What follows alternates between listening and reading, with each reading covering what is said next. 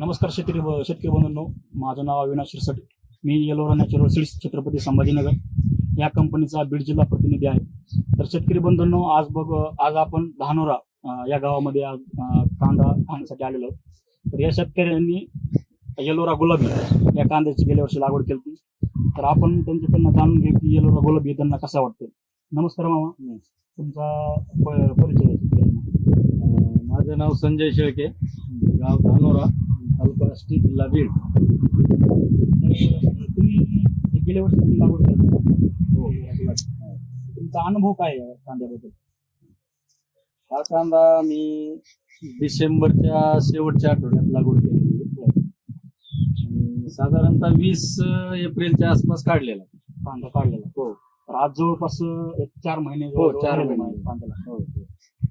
तर तुम्हाला कांद्याबद्दल काय अनुभव आहे तुमचा? आता 4 महिने झालेले आहेत. त्याच्यानंतर काढल्यानंतर आम्ही एक 8 ते 10 दिवस बाहेर म्हणजे वाळवेला आणि जवळपास त्यानंतर भुसाऱ्यात टाकला.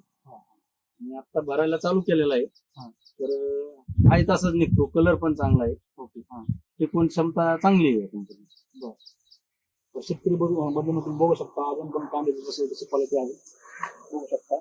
सगळा कांदा जशाला तसा आता सध्या कांदा चाळीमध्ये कांदा आहे. तर जशाला तशी अजून पण क्वालिटी सध्या आहे बघा. तर आता ह्या हंगामामध्ये तुम्ही कोणता कांदा लावणार आहे?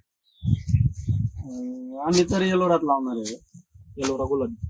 गुलाबी. तर दुसऱ्या शेतकऱ्यांना तुम्ही काय सांगताय? दुसऱ्या शेतकऱ्यांना एकच सांगू इच्छितो की ते ज्या कुठल्या कंपनीचं वापरत असतील त्यांनी एकदा येलोरा गुलाबी वापरून पाहावा. नक्कीच फायदा होईल त्यांना. तर शेतकरी बंधूंनो, आता रब्बीमध्ये येलोरा गुलाबी हा कांदा आपल्या मार्केटमध्ये अवेलेबल होईल. तर येलोरा गुलाबी याची टिकवून क्षमता चांगली आहे आणि क्वालिटी पण, कलर पण खूप छान आहे. तर येणाऱ्या हंगामामध्ये तुम्ही येलोरा गुलाबी हा जरूर लावा. धन्यवाद.